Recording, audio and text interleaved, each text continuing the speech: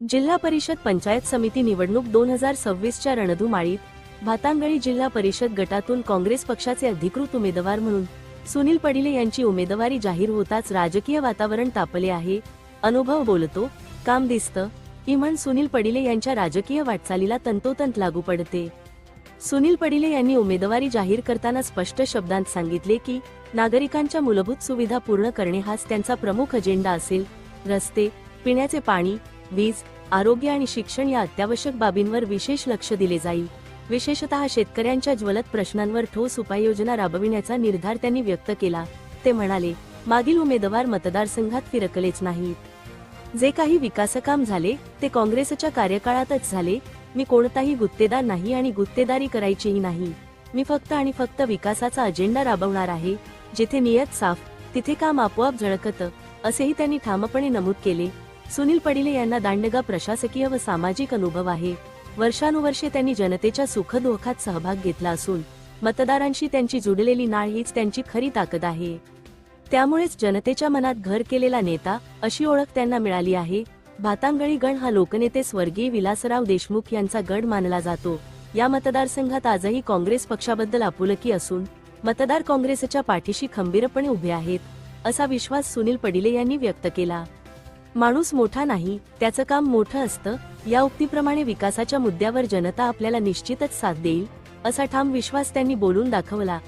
या ठिकाणी मी सर्वप्रथम आम्ही विलासरावजी देशमुख, दिलीपराव देशमुख, धीरज देशमुख यांचे आभार मानतो की मी पहिल्याच तुम्हाला उमेदवारी दिली त्यांनी भातांगळी जिल्हा परिषदेला। त्याच्यानंतर या मतदारसंघातील गेले काही दिवस म्हणजे जवळपास 9 वर्षे झालं या जिल्हा परिषदचा निवडून गेला उमेदवार तो या मतदारसंघात आला बी नाही, त्यांची ओळख पण नाही कोणाची आणि तो चेहरा कसा आहे आम्हाला पण माहीत नाही। दुसरा मुद्दा असा आहे की इथं रस्ते, लाईट आणि पाणी ह्या विषयावर कोणाबरोबर काय आतापासून चर्चा केलेली नाही। पण शेतकरी व इतर लोक जे या वर्षी पाऊस काळ जास्त झाला आहे त्या पावसामध्ये बऱ्याचशा शेतकऱ्याचे नुकसान झाले। जे आता लोक म्हणतात की आम्हाला फक्त 8,000 रुपये भेटले, अजून काही भेटले नाही। पण सरकारच्या बातम्यावर ह्याच्यावर विश्वास ठेवून कुणी म्हणते 1.5 लाख येणार आहेत, कुणी म्हणते 50,000 येणार आहेत, पण आत्तापासून कुण्याच शेतकऱ्याला 1 रुपया आला नाही। त्याच्यामुळे थोडासा शेतकरी नाराज आहे आणि ह्या बाजूनं आमच्या भातांगळी जिल्हा परिषदच्या बाजूनं आम्हाला मतदान हे आशीर्वाद रूपी आम्हाला निवडून देतो। कुठलाच विकास केला नाही।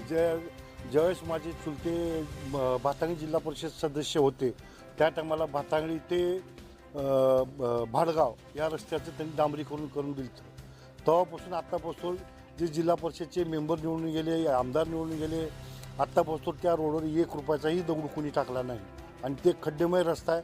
आज बी आम्हाला जाताना तिथं खूप त्रास होतो। आमचं तर जाऊ द्या, आम्ही उमेदवार आहेत, पण बाकीचे लोक जे मोटरसायकल इकड्याकडे इकडल्या ट्रॅक्टरचे पाटे तुटतात, ट्रकचे पाटे तुटतात, त्याचा जबाबदार कोण आहे? तो मागाला जिल्हा परिषद मेंबर आहे का, झालेला आमदार आहे का, कोण जबाबदार आहे त्याचा? आत्तापासून त्या रोडची का मरम्मत झालेली हा आमचा प्रमुख मुद्दा। एक तर माझी गुत्तेदारी वगैरे काही नाही, मी गुत्तेदारी केलो बी नाही, करत बी नाही, मला काही माहीत पण नाही त्या गुत्तेदारीचं। दुसरं जे आहे ते समोरचा उमेदवार गुत्तेदार आहे, तो पुण्या स्वरूपाचा गुत्तेदार आहे, मला पण अजून काही माहीत नाही आणि कोण उमेदवार काय नाही। पण जनता जी आहे ते आमच्या बहुमतांच्या पाठीमागे तुम्हाला सर्वात जास्त आम्ही मतांनी निवडून देऊ। आम्हाला 100% खात्री आहे की या जिल्हा परिषदला आमच्या जिल्हा परिषदमध्ये काँग्रेसचा झेंडा फडकेल। एकूणच भातांगळी जिल्हा परिषद गटात काँग्रेसचा झेंडा फडकणार आणि त्यासाठी सुनील पडिले यांचा अनुभव, प्रामाणिकपणा व विकासाभिमुख दृष्टी निर्णायक ठरणार, असे चित्र सध्या स्पष्टपणे दिसून येत आहे। ब्युरो रिपोर्ट, मोमीन हारून, लातूर।